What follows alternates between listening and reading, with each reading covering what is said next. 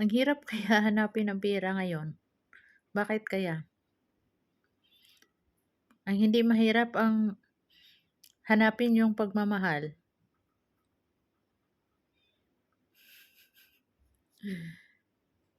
Ang daming nagmahal sa akin pero hindi na puwede.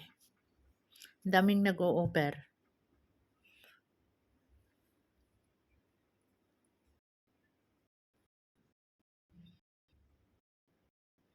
Pasensya na po kayo diyan, sagot ko na pero hindi na talaga ako papahal sa inyo kasi mas comfortable na ako sa buhay ko na wala akong inaasahan. Nabuhay ako sa sarili kong sikap, 'di ba? Mahirap na umaasa ka ng iba. Mas mabuti na makapundar ka ng sariling sikap mo.